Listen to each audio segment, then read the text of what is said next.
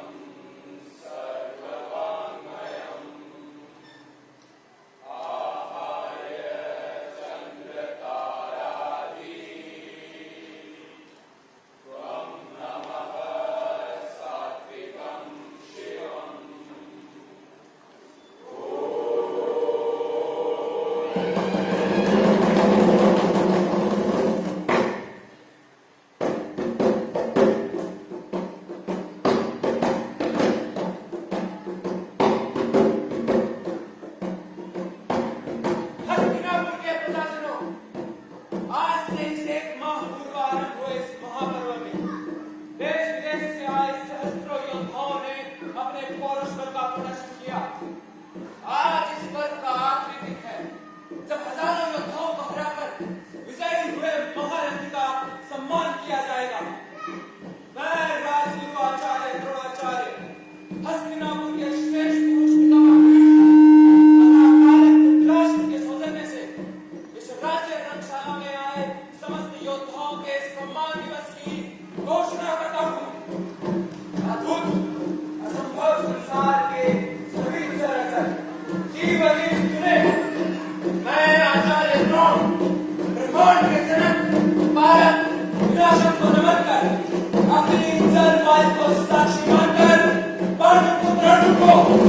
सरकार ने लोक का सर्वश्रेष्ठ चुनकर घोषित करता हूँ।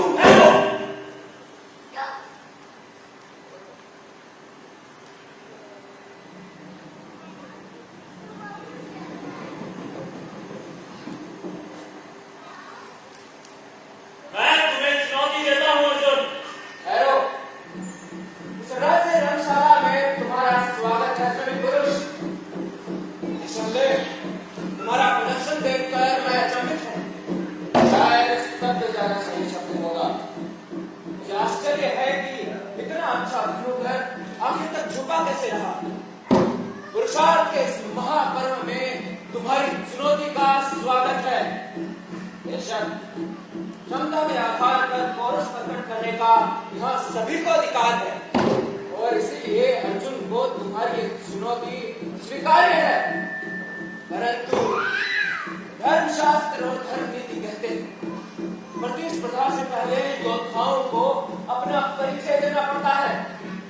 संपूर्ण संसार में ऐसा कोई नहीं होगा जो अर्जुन को न जानता होगा। अब तुम्हें अपना परिचय देना है। इस महान वंश के वंशधर हो तुम, इस दिव्य मां का सौभाग्य हो। आखिर पिता का कोई नाम होगा या सारथी पुत्र कर्ण हो। सारथी पुत्र, रमेश शूद्र पुत्र, या सीधे सीधे कहूं तो नीच जाति का एक छोटा मनुष्य। वाकई एक शूद्र का एक क्षत्रिय को चुनौती देना बहुत ही अच्छा विचार है। परंतु मैं राज्यसभा के सभी विद्वानों से ये जानना चाहूंगा कि इन्हें ये अधिकार दिया कब गया। लगता है वो शूद्र बालक होंगे। ब्राह्मण और क्षत्रिय इन सूतों के खाल में भोजन करेंगे। कम से कम इस चुनौती से तो ऐसा ही लगता है। तुम यहाँ क्यों आए हो कर्ण? अपनी इच्छा से। अपनी इच्छाओं पर काबू रखना सीख मूर्ख लड़के।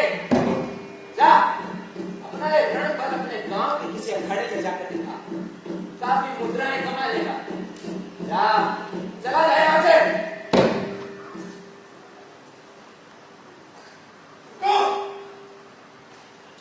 ये सब क्या हो रहा है?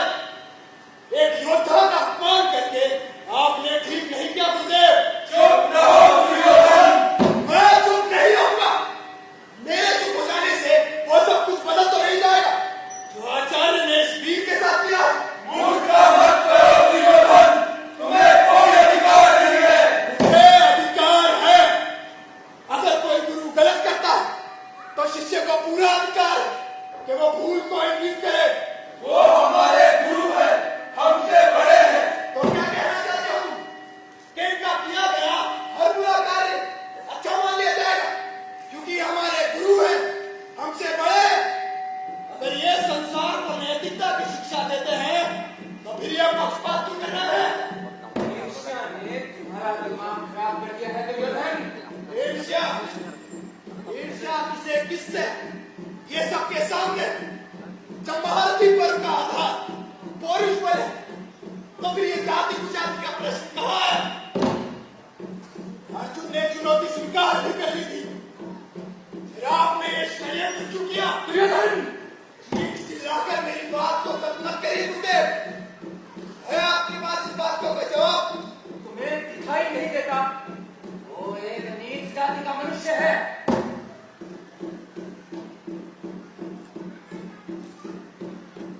वीर की जाति सिर्फ वीरता होती है और कुछ नहीं। अगर राजवंश को चुनौती देने का अधिकार इसे नहीं है। नो, क्योंकि ये राजवंश नहीं है। अगर राजवंश को चुनौती देने के लिए राजवंश का होना जरूरी है तो ठीक है। दुर्योधन समस्त प्रजाजन और हस्तिनापुर के सामने कर्ण को अंग देश का राजा घोषित करता हूं। राजा हो जाने से कोई क्षत्रिय नहीं हो जाता। फिर कैसे होता है? जन्म से। जन्म की बात आप मत करिए गुरुदेव। अगर जन्म क्षत्रियता निर्धारित करता तो इस सभा में बैठे सभी व्यक्ति क्षत्रिय न होते। अर्जुन, मेरा तर्क ठीक था ना? मैं महाराज धृतराष्ट्र से ताकि वो ये जाति भेद न करके कर्ण को न्याय दे, ताकि वो ये साबित कर सके कि त्रिकाल में त्रिलोक का सर्वश्रेष्ठ धनुधर अर्जुन नहीं बल्कि वो स्वयं है। ये नहीं हो सकता महाराज। मैं आपसे न्याय मांग रहा हूँ महाराज। महाराज को धर्मशास्त्र में परिवर्तन करने का कोई अधिकार नहीं है। कर्ण की एक चुनौती स्वीकार नहीं की जा सकती, क्योंकि ये जनमानी बात है। कर्ण एक शूद्र है और अर्जुन है क्षत्रिय। तो मत कहिए कि त्रिकाल में त्रिलोक का सर्वश्रेष्ठ धनुधर अर्जुन है। हाँ, क्षत्रिय में सर्वश्रेष्ठ होगा, मगर उस पर भी प्रश्न चिन्ह सदैव लगा रहेगा। तो अर्जुन, तुम ये साबित नहीं करना चाहोगे कि तुम सर्वश्रेष्ठ धनुधर हो? अगर हो तो आगे बढ़ो और इस चुनौती को स्वीकार करो।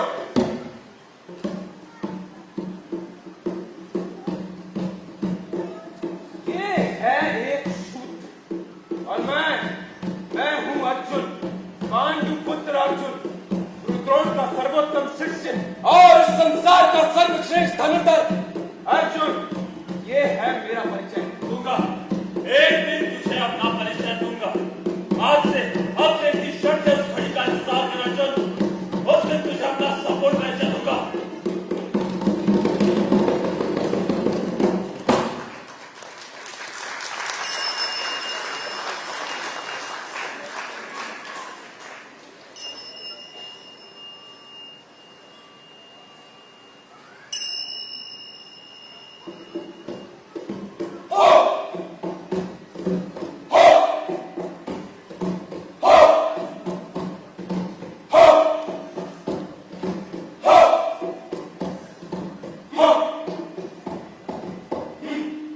तुम्हारा मुझ पर आज ये संदेह कैसा? देख नहीं कि जानना चाहता। काफी सोच विचार के बाद भी मुझे ऐसा नहीं लगता कि जो तुमने किया है वो उचित है। हम तुम या समस्त कौरव समय की जिस दूरी पर खड़े हैं, वहाँ उचित और अनुचित का कोई मायने नहीं रखता। यदि कोई चीज मायने रखती है तो वो है दूरदर्शिता। कोई दूसरे अंतर नहीं आती जो हम सबको सहारा दे। शासन मेरे भाई, तुम वही चूक कर रहे हो। अभी तो मैंने उसे सहारा दिया है, आगे चलकर वो हम सबका सहारा। साथ ही पुत्र हम सहारा बनेगा। तुम भी कैसी बातें करते हो? तुम्हें कुछ भी ज्ञात नहीं। तुम भी रुद्रोण और अर्जुन की भाषा बोल रहे हो। तुम्हें क्या मालूम मैंने क्या खोज निकाला है?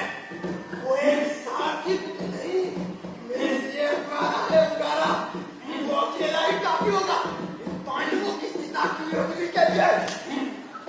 तुम ऐसा मानते हो?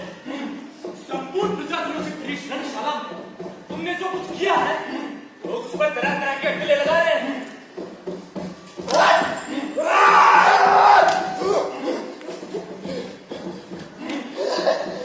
ये एक राजनीतिक दांव था, इसमें नुकसान हमारा कुछ भी नहीं। छुरी तरबूजे पर गिरे या तरबूजा छुरी पर, कटना तो तरबूजे को ही है और धीरे धीरे तुमको भी मालूम हो जाएगा। और कौन जानता है इस कृत्य का क्या परिणाम होगा। इतना तो तुम भी जानते होंगे कि कौन एक सामर्थ्य है। वो सामर्थ्य मेरी मुट्ठी में है। मैं ही नहीं, संसार का हर एक व्यक्ति सामर्थ्य के आगे घुटने टेक लेता।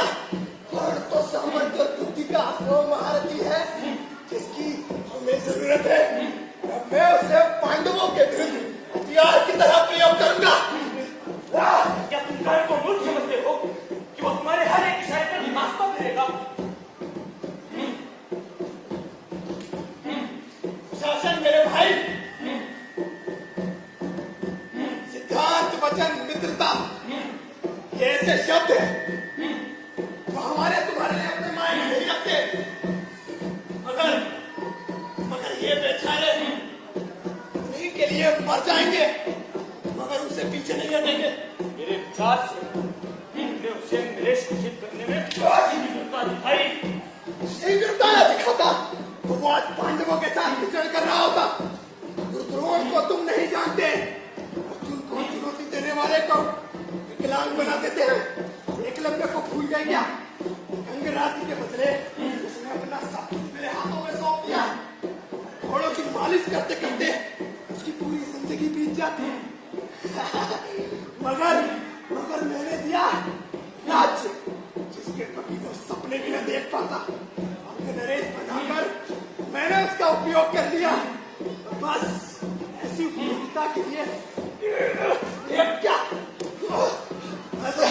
हजारों अंगराज्यों में छावर कर सकता हूँ। बस इसी तरह इन पांडवों को कांटा निकल फेंकना। आज तक भूल नहीं पाया भीम का वो प्रहार, चांडालों की तरह उसका गदा युद्ध में टूट पड़ना और अर्जुन का कुरुद्रोण के सर पर चढ़कर फुदकना। पर रहकर मुझे एक आशंका घेरती है, कहीं उसने तुम्हारी आज्ञा के अनुसार कार्य नहीं किया हो।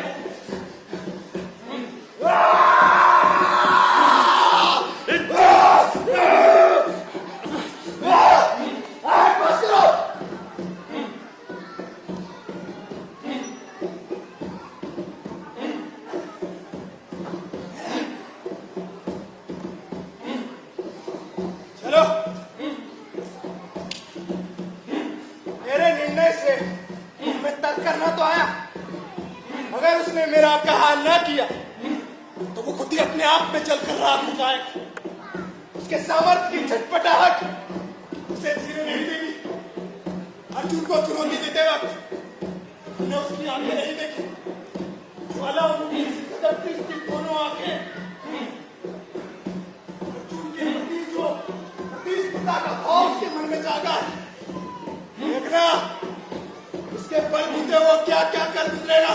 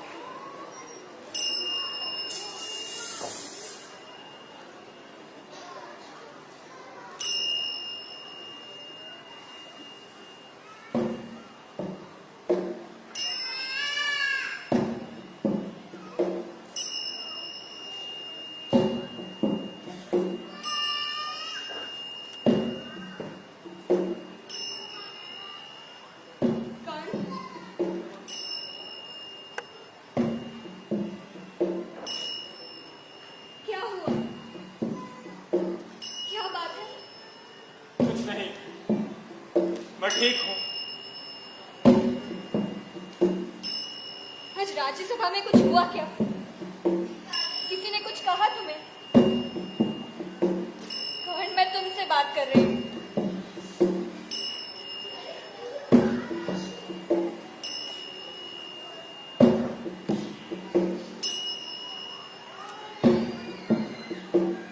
अपनी पत्नी से ही छुपाओगे? मैं सो नहीं पा रहा हूँ पिछली कई रातों से। जब भी मैं थककर आंखें मूंदता हूँ तो मुझे दर्द दबोचते हैं। विचार, ताने, प्रताड़नाएं सब मुझे घेर लेते हैं, दबाते हैं, मसलते हैं। मैं कुछ भी नहीं कर पाता, मैं भाग भी नहीं पाता हूँ वैशाली। सब कुछ बहुत घिनौना, बहुत घिनौना। पीले मवाद के समुद्र सा वो मेरी तरफ बढ़ता, निकली लाख मेरी धमनियों में मुझे चढ़ कर देती। मैं हिल भी नहीं पाता। मुझे बचा लो वैशाली, बचा लो, मैं पागल हो जाऊंगा। मेरा अपराध क्या है वैशाली? कौन कहता है तुम अपराधी हो? तो फिर मुझे ही क्यों जोड़ती है वो बात? कौन सी बात? मैं हार गया वैशाली, मैं हार गया। ये क्या कह रहे हो तुम? किसी को ना हरा पाना तो पराजय नहीं होती। हाँ, मगर जीत तो फिर भी उसी की हुई ना। मैंने कहा था तू हारेगा अर्जुन, मगर वो नहीं हारा। संसार के लिए वो आज भी सर्वश्रेष्ठ है। मृतकों के प्रति द्वेष नहीं रखते कर्ण। तू द्वेष रखता होता तो चाहता कि वो मर जाए, मगर मैंने कब चाहा कि अर्जुन अपने चारों भाइयों के साथ लाक्षागृह में जलकर खत्म हो जाए। जिस दिन से ये सूचना मिली है, बस यही बात मन को खाए जा रही है कि जिसने भरी सभा में मुझे शूद्र कहकर अपमानित किया था, उसकी मृत्यु से पहले उसके मुख से ये न कहलवा सका कि कर्ण तुम श्रेष्ठतम हो। मगर इसके लिए अपराधी तुम तो नहीं हो। हाँ, मगर दुनिया तो यही कहती होगी ना कि दुर्योधन ने, क्या लोग गुपचुप नहीं कहते होंगे कि दुर्योधन का ऋणी कर्ण भी षड्यंत्र में शामिल नहीं? लोगों के कहने से सत्य बदल तो नहीं जाएगा कर्ण। तो फिर प्रताड़ना मुझे ही क्यों, जबकि गलत दुर्योधन ने किया। कभी कभी लगता है तुम्हें समझ ही नहीं पाती। इतना सब होने के बाद भी तुम दुर्योधन को अपना मित्र मानते हो। हाँ, मानता हूँ और हमेशा मानता रहूंगा, क्योंकि जब सब मुझ पर ताने कस रहे थे तो उसी ने मेरा साथ दिया था। तो क्या इसमें उसका स्वार्थ नहीं था? क्या वो नहीं चाहता था कि पांडव अपमानित हो? दुर्योधन का स्वार्थ था, मगर भले ही अपने स्वार्थ के लिए पक्ष उसने मेरा लिया था। मैं क्यों दुर्बल भयभीत स्थापित पांडवों का अक्षम होने के कारण पांडव अपमानित होते, मगर मैं तो सक्षम होते हुए भी हुआ जेवर की स्थापना को ठेस न पहुंचे। इसलिए मुझे मेरी माँ मेरे पिता को घृणा की नजरों से देखा गया। मैंने तुम्हें कभी ऐसा नहीं पाया था। मैंने भी नहीं। हम सूत छोटी जाति के, इसमें कोई नई बात तो नहीं है। पहले कुछ भी महसूस नहीं होता था, मगर उस दिन बाद यूं लगा जैसे कोई चीज अंदर ही अंदर जला रही। छोटे मोटे अपमान तो जन्म से सहता आया, कोई कुछ कहता तो चुपचाप सह लेता था, शायद आदत हो गई थी। मगर उस दिन यूं लगा जैसे द्रोण ने भरी सभा में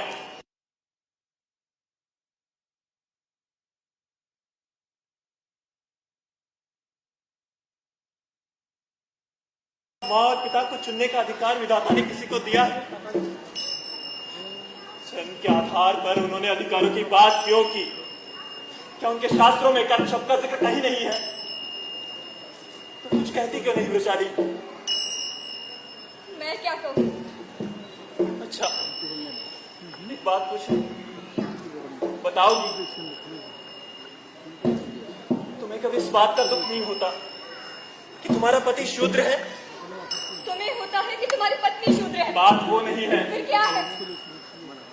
कैसी हीनता कर्ण? हीनता नहीं, क्रोध है। अपने सूद होने पर? नहीं, सूद होने के कारण उन अधिकारों के न मिलने पर जिनका कि मैं हकदार हूं, मुझे मेरी चिंता नहीं है वृषाली। दुख है तो सिर्फ इस बात का कि मैंने तो जैसे तैसे सहन कर लिया, पर क्या पुत्र सुदामन सहन कर पाएगा? क्या लोग उसे स्वीकार करेंगे? क्यों नहीं? आखिर सुदामन नरेश का पुत्र है। मैं नरेश हूं, क्या मुझे स्वीकार किया? क्या आज भी राज्य सभा में मेरे घुसते ही पितामह की भ्रुकुटियां नहीं तन जाती? नहीं वृषाली, नहीं। वो ये कभी मान ही नहीं सकते कि घोड़े की लीद साफ करने वाला सूत एक शासक भी हो सकता है। तो कहता हूं, शासक होने पर ही सम्मान क्यों? घोड़े की लीद साफ करना भी तो एक काम है। तो फिर इस काम को और इस काम करने वालों को नीच क्यों माना जाए? राजा अगर शासन ना करे तो राज्य व्यवस्था ठप हो जाती, वैश्य यदि व्यापार ना करे तो व्यापार व्यवस्था ठप हो जाती, तो यदि फिर अछूत मल ना उठाए तो जन व्यवस्था ठप नहीं हो जाती। तो फिर दमन तुम्हारा और मेरा ही क्यों? क्यों ये दमन चक्र अनंत काल तक हमारे वंशों पर चलता रहे? मेरे पास सिर्फ सवाल है, जवाब कुछ भी नहीं, शायद हो भी नहीं सकता।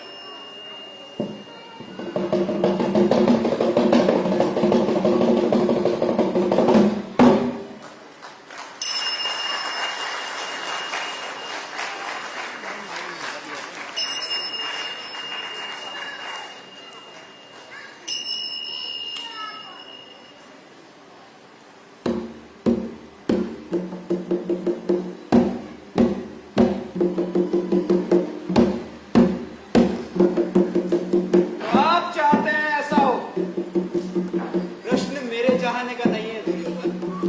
प्रश्न न्याय का है। मगर हो सकता है जो आपकी नजर में न्याय है वो मेरे लिए अन्याय हो। न्याय का आधार व्यक्तिगत कारण नहीं होते हैं। तो क्या होते हैं द्वारकाधीश? हित, जो हितकारी है वही न्याय है। हित? वही तो मैं भी कह रहा हूं। जो उनका हित है वो मेरा हित, और जो मेरा हित है वो उनका हित। दोनों ही परिस्थितियों में निर्णय अलग अलग हो। फिर आप किस निर्णय को न्याय माने? दुर्योधन, हम बार बार घूमकर उसी जगह पर वापस आ रहे हैं। समझने की चेष्टा करो। तुम्हारे या उनके हित से बड़ा समाज का हित होगा, और न्याय का आधार हस्तिनापुर के प्रजाजनों का हित होगा, ना कि तुम्हारा या उनका। इतना पूछने की धृष्टता अवश्य करूंगा कि हस्तिनापुर का हित द्वारका नरेश या हस्तिनापुर से अलग हुए वो पांडव कैसे तय कर सकते हैं? हित तो पालक तय करता है, और प्रजा का पालक मैं हूं। हस्तिनापुर नरेश दुर्योधन। अच्छा, मुझे तो लगता था कि ये सौभाग्य महाराज धृतराष्ट्र को मिला हुआ है। इतना तो अच्छे से पता होगा कि जो मेरे पिता का सौभाग्य है वो मेरा सौभाग्य, और वो सौभाग्य सिर्फ मेरा होगा, न कि तथाकथित पांडु पुत्रों का। न जाने क्यों मैं तुमसे बहस कर रहा हूं, जबकि ये सारी बातें तो महाराज को देकर की है। महाराज, आप अच्छी तरह से सोच विचार कर निर्णय लें और पांडवों को निश्चिंतता प्रदान करें कि उनके साथ अन्याय नहीं होगा। तुम ठीक कह रहे हो कृष्ण, मगर दुर्योधन भी निश्चिंत होना चाहता है कि उसके साथ भी अन्याय न हो। इसमें अन्याय का सवाल ही कहां पैदा होता है महाराज? राज्य तो पहले ही बढ़ चुका था। पांडवों को उनके वनवास के बाद आधा राज्य मिलने की जो शर्त थी वो पूरी हुई। अब तो उन्हें उनका अधिकार मिलना ही चाहिए ना। राज्य बचा था, मगर अब एक और नैतिक दृष्टि से भी यही ठीक है कि राज्य को दोबारा न बांटा जाए, ताकि उसकी शक्ति कम न हो। नैतिकता की बात तुम करते हो दुर्योधन। तुम्ही ने कहा था ना, 12 वर्ष के वनवास और 1 वर्ष के अज्ञातवास के बाद पांडव अपना राज्य पा सकेंगे। अब उनका वनवास भी पूरा हुआ और अज्ञातवास भी। अब तुम्हारी नैतिकता यह कहती है कि अपनी बात से मुकर जाओ। मानता हूं वनवास पूरा हुआ, मगर अज्ञातवास नहीं। मगर तुम्हारी राज्यसभा के आचार्यों का इस बात पर तुमसे मतभेद है दुर्योधन। राजाओं का कर्मचारियों से मतभेद होना असंभव नहीं कृष्ण। गणनाएं भी तुम्हारा साथ नहीं देती है दुर्योधन। गणित तोड़ा मरोड़ा भी जा सकता है, यही बात तुम पर भी लागू होती है। मगर साबित नहीं होती। और शंका के आधार पर मैं अपना आधा राज्य उन दुर्बल, भयभीत, अक्षम पांडवों के हाथ तो नहीं जाने दूंगा, जिनके अंदर इतना भी मानता नहीं था कि खुद आकर बात करते। भेज दिया आपको पैरवी के लिए। क्या सोचा था? घबरा कर डर जाऊंगा। बहुत अच्छा होगा कि आप उनका यह भ्रम भी दूर कर दें। न मैं अपना आधा राज्य बिल्कुल नहीं दूंगा। आप सभी का भी यही मत है। लगता है यहाँ किसी और के मत का कोई सवाल ही नहीं उठता। ठीक है, समझौता अब भी हो सकता है। यदि दुर्योधन आधा राज्य ना देने पर अड़ा है, तो मेरा प्रस्ताव है कि पांडवों को केवल 5 गांव ही शासन करने के लिए दिए जाएं। मैं समझौतावादी नहीं हूं कृष्ण। 5 गांव तो क्या, मैं सुई की नोक के बराबर भी जमीन नहीं दूंगा। उम्र की नादानी तुम पर काफी झलकती है दुर्योधन, पर यह राज्य का निर्णय है। बिना सोचे विचारे नहीं लिया करते। अच्छी तरह से सोच विचार करके निर्णय लो। अगर मैं सोचना ही ना चाहूं तो युद्ध के विचार को नहीं न करा जा सकता। ये धमकी किसे दे रहे हो कृष्ण? कि नहीं दे रहा हूं, समझा रहा हूं। भविष्य के गर्भ में जो छिपा है वो तुम नहीं जानते हो। कोई भी नहीं जानता, यहां तक कि आप भी नहीं। अनुभव यही अंतर पैदा करता है दुर्योधन। भविष्य को देखा नहीं जा सकता, परंतु उसका आभास होता है, जो तुम्हें नहीं हो रहा है। भविष्य आपको क्या आवाज देता है कृष्ण? यही, यदि तुम ना माने तो युद्ध होगा। और युद्ध में क्या होगा? वो 5 भाई परास्त कर देंगे। असंभव नहीं है दुर्योधन।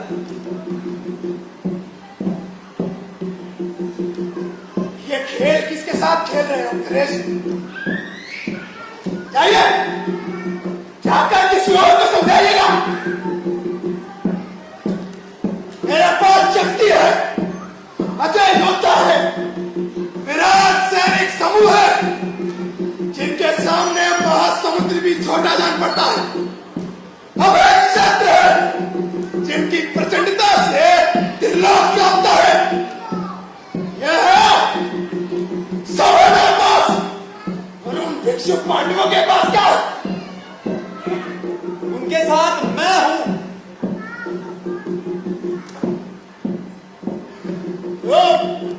तुम क्या हो कृष्ण? एक दूत मात्र, एक निर्बल का है दूत, जो अपनी बात पटना के बल पर समझौते की बात करता है, और दुर्योधन के द्वार पर खड़ा हो अपने प्रियजन पांडवों के लिए भिक्षा मांगता है, और फिर कुछ भी न मिलने पर युद्ध की खोखली धमकियां दे रहा है। तुम्हें एक दीमक खाए पास से ज्यादा और कुछ भी नहीं होता।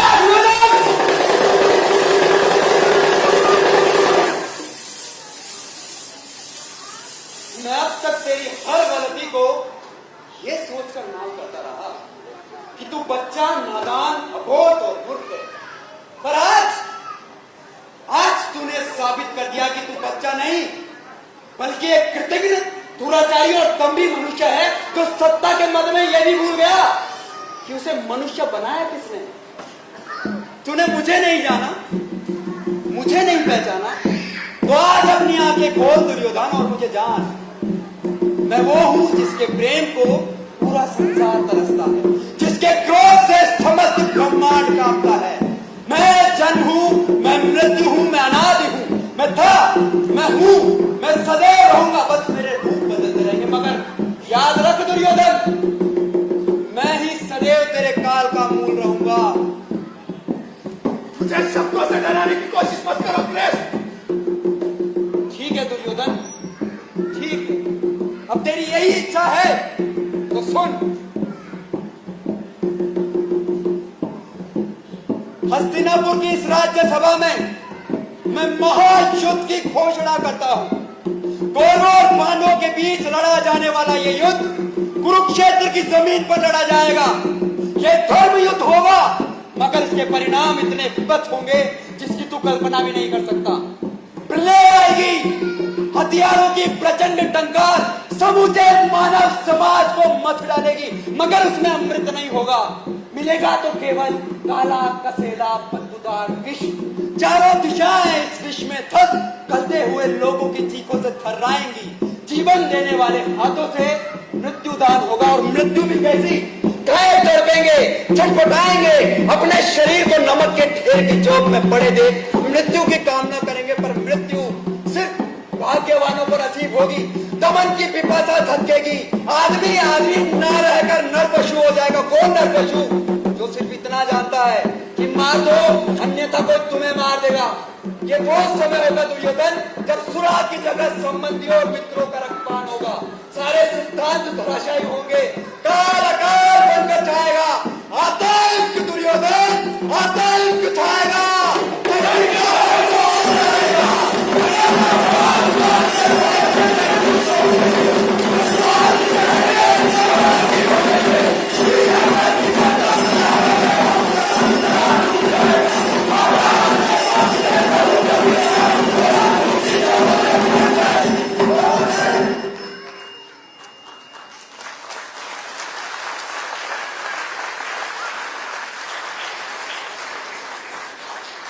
फिर सब खत्म होगा, बचेगा तो केवल डरावना सन्नाटा और लाशों की सड़ान।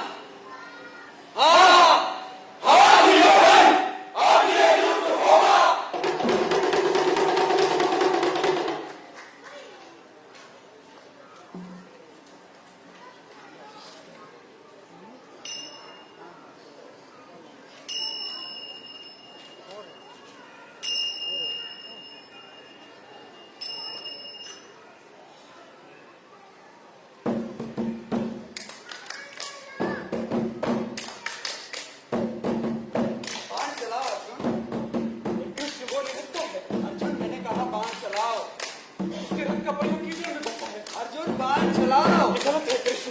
मैंने कहा बाण चलाओ, बाण चलाओ अर्जुन।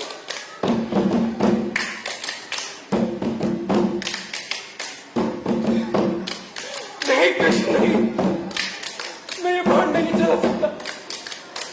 अगर आज मैंने बाण चला दिया तो जीवन भर मेरी अंतरात्मा मुझे कचोटती रहेगी। बोलिए कृष्ण, उसके रथ का पहिया कीचड़ में धंसा है। वो असहाय है, कसाय पर वार करना युद्ध के नियम के खिलाफ है कृष्ण। उससे बाण मत चलाओ कृष्ण, मैं ये बाण नहीं चला सकता। अर्जुन, समय मैं तुम्हारे साथ ऐसा कुछ भी नहीं किया कर। नहीं होता है। अधर्म, ये धर्म और अधर्म क्या होता है कृष्ण? तुमने किया वो मेरा धर्म, जो मैंने किया वो तुम्हारा धर्म। क्या धर्म और कैसा धर्म कृष्ण?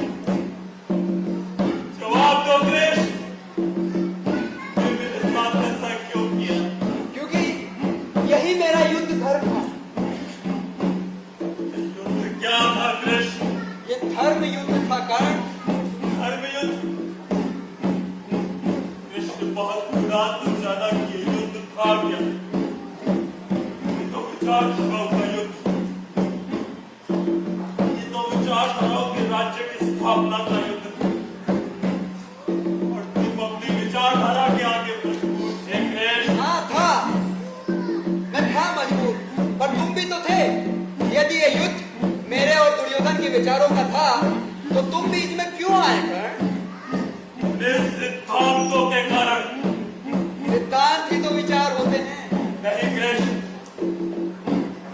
सिद्धांत अड़िग रहते हैं और विचार बदल जाते हैं।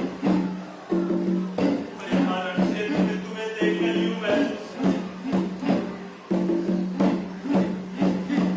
से कुछ लोगों के सिद्धांत भी बदल जाते हैं। विकास सा विश्वास करने के लिए तुमने क्या क्या नहीं किया?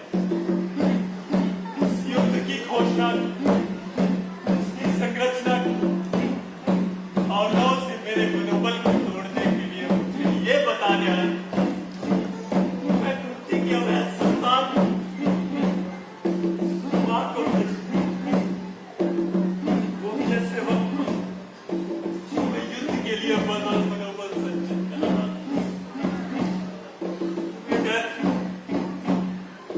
मैं घातक सिद्ध होऊंगा।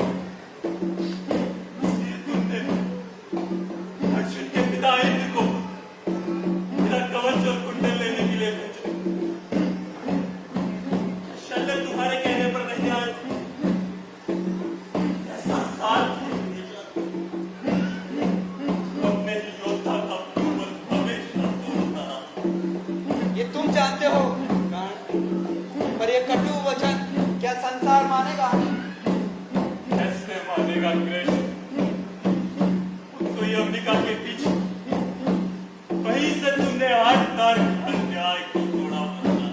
ठीक है कर्ण, यदि मैं ये मान भी लूं कि मैंने ऐसा किया तो क्या तुम इस गंदगी से छिपे रहे? कहाँ था तुम्हारा पौरुष जब द्रौपदी का वस्त्र हरण हो रहा था? तब तुम क्यों कुछ नहीं बोले? जब दुर्योधन ने पांडवों के साथ अन्याय किया, उन्हें आधा राज्य देने से इनकार कर दिया था, क्यों साथ दिया तुमने? जब अबोध अभिमन्यु की हत्या दिग्गजों और महारथियों ने मिलकर कर दी।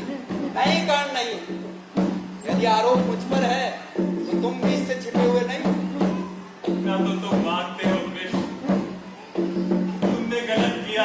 हाँ, और अच्छा भी किया। मनुष्य ना तो कभी पूरी तरह से अच्छा हुआ है और ना बुरा। मैं भी मनुष्य का एक हूँ, तो मैं भी उसका विवाद तो नहीं हो सकता। तो फिर तुम ही क्यों पूछे जाओगे कृष्ण? क्योंकि मैं धर्म के साथ हूँ, और आखिर में विजय धर्म की होगी कर्ण। कृष्ण धर्म विजयी होता है या विजयी? यदि ये युद्ध हम जीतते तो हम ही धर्म बनाते और हम जीतते। मगर तुम हार चुके हो कर्ण। ये भी एक भ्रम है। मैं मर रहा हूं। भौतिक रूप से मैं ये युद्ध हार गया, मगर हार कर भी मैं भी जीता और तुम हारे। दुखियों की जो कहलवा करके तुम अपने सिद्धांतों पर टिके।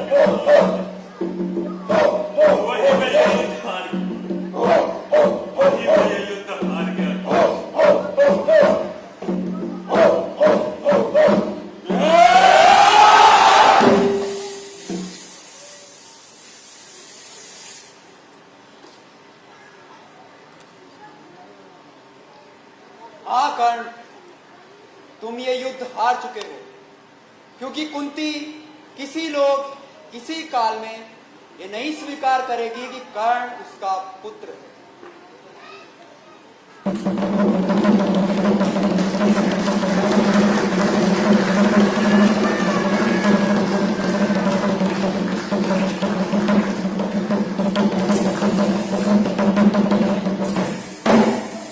मारा गया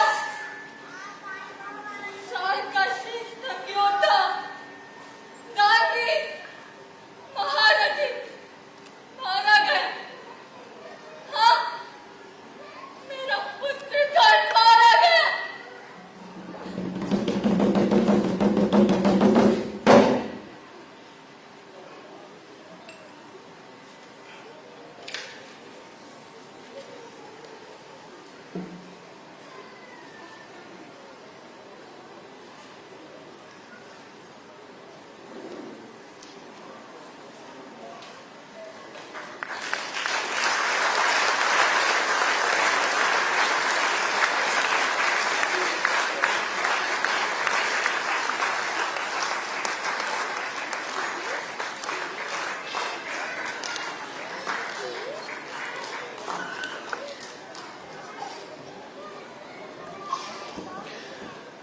Well, no wonder that they've traveled with these performances across different parts of the country, different parts of the world.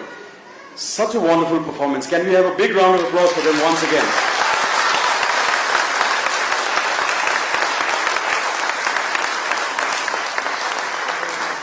अब मैं मिसेस रीत शाही, जोनल प्रेसिडेंट स्पीयर आवा से निवेदन करता हूं कि रंग मस्ताने के कलाकारों को एक स्मृति चिन्ह प्रस्तुत करके इनकी हौसला अफजाई करें. We can have the applauses going, ladies and gentlemen.